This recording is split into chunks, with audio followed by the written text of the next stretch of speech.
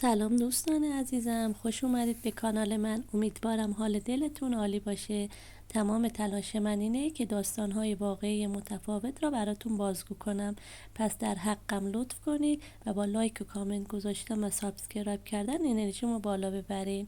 ممنون، دوستتون دارم. بریم سراغ داستان. اون شب وقتی به خونه رسیدم دیدم همسرم مشغول آماده کردن شام است. دستشو گرفتم و گفتم باید راجع به یک موضوعی باهات صحبت کنم. اون هم آروم نشست و منتظر شنیدن حرفهای من شد. دوباره سایه رنجش و غم رو توی چشمانش دیدم. اصلا نمیدونستم چطوری باید بهش بگم. انگار دهنم باز نمیشد.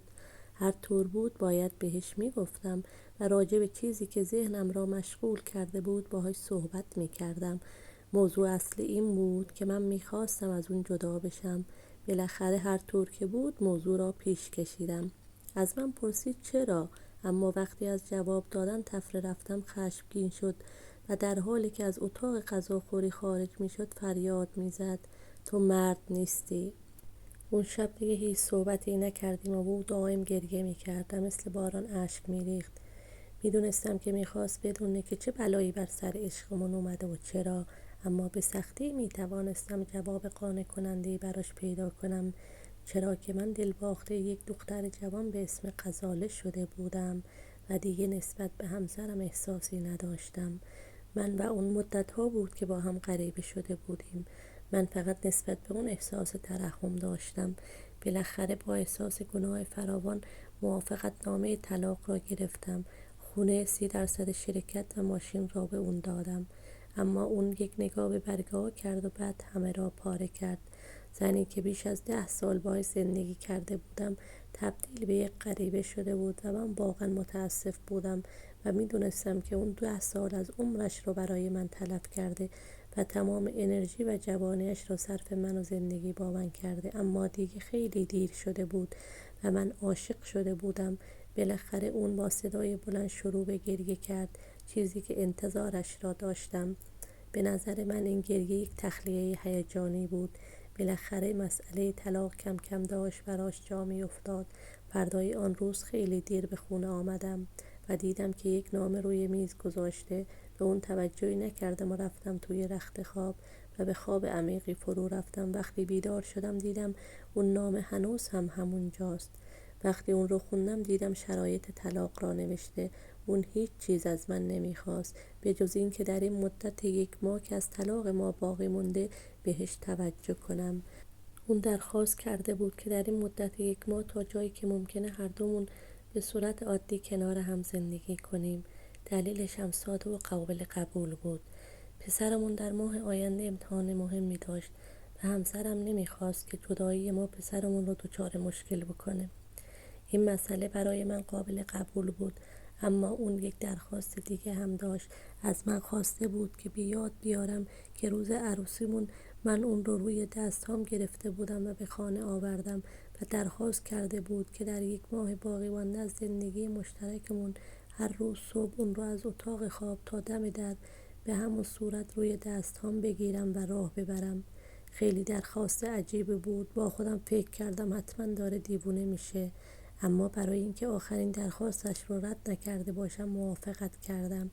ولی این درخواست عجیب و غریب رو برای غزاله تعریف کردم و اون با صدای بلند خندید و گفت به هر حال باید با مسئله طلاق روبرو میشد. مهم نیست داره چه حقی به کار میبره. مدت‌ها بود که من و همسرم هیچ تماسی با هم نداشتیم تا روزی که طبق شرایط طلاق که همسرم تعیین کرده بود من اون رو بلند کردم و در میان دستهایم گرفتم. هر دومون مثل آدم‌های دست و پا جلفتی رفتار میکردیم و معذب بودیم. پسرمون پشت ما راه میرفت و دست میزد و میگفت بابا مامان رو تو بغل گرفته راه میبره. جملات پسرم دردی در وجودم زنده میکرد. از اتاق خواب تا اتاق نشیمن و از اونجا تا در ورودی حدود 10 متر مسافت را طی کردیم. اون چشماشو بسته به آرومی گفت راجع به طلاق تا روز آخر به پسرمان هیچی نگو. نمیدونم یک دفعه چرا اینقدر دلم گرفت، احساس غم کردم. بالاخره دم در اون رو زمین گذاشتم. رفت و سوار اتوبوس شد و به طرف محل کارش رفت. من هم تنها سوار ماشین شدم و به سمت شرکت حرکت کردم. روز دوم هر دومون کمی راحت تر شده بودیم. من تونستم بوی عطرش رو استشمام کنم، عطری که مدت‌ها بود از یادم رفته بود. با خودم فکر کردم من مدت هاست که به همسرم به حد کافی توجه نکرده بودم، انگار سال هاست که ندیدمش. من از آن مراقبت نکرده بودم. متوجه شدم که آثار گذر زمان بر چهرش نشسته، چند تا چروک کوچک گوشه چشمانش نشسته بود، لابلای موهایش چند تا تار خاکستری ظاهر شده بود. برای لحظه با خودم فکر کردم خدایا من با او چه کار کردم. روز چهارم وقتی اون رو روی دستهایم گرفتم حس نزدیکی صمیمیت را دوباره احساس کردم. این زنی بود که 10 سال از عمر و زندگیش را با من سهیم بوده است.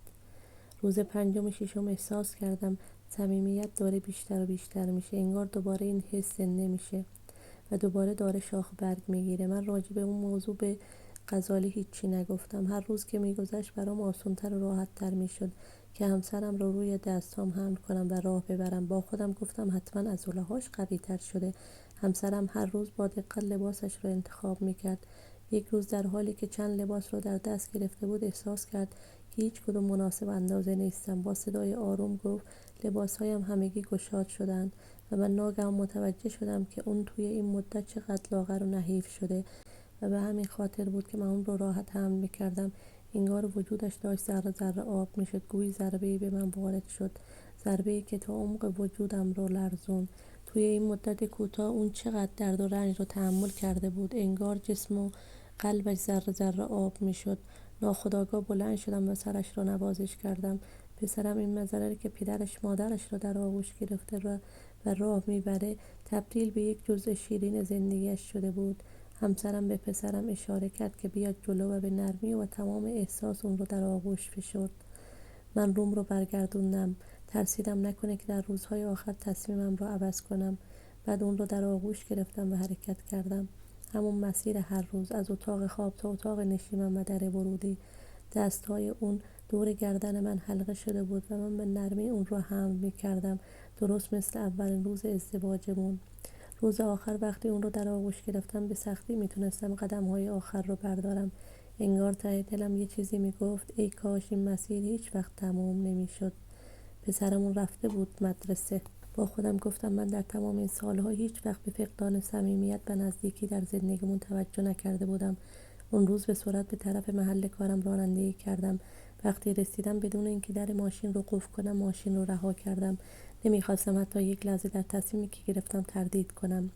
غزاله در رو باز کرد و من بهش گفتم که متاسفم، من نمیخوام از همسرم جدا بشم. اون حیرت زده به من نگاه میکرد. به پیشانیم دست زد و گفت ببینم فکر نمی‌کنی تب داشته باشی؟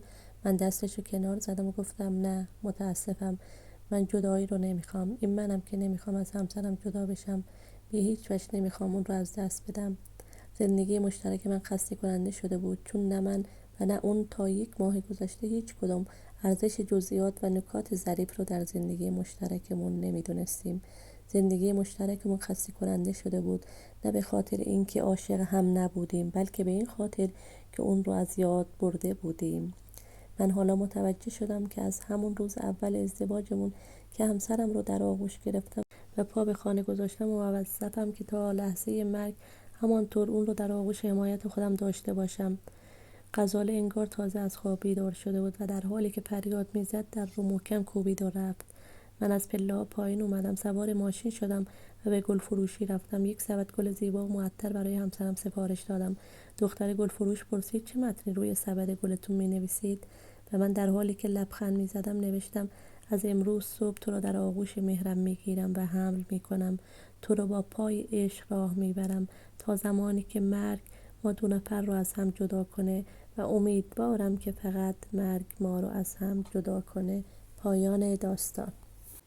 ممنونم که تا اینجای داستان همراه من بودید. دوستای عزیزم لطفاً با لایک و کامنت ازم حمایت کنین. خیلی خوشحالم که کنارم هستین. مخلصتونم. خداحافظ.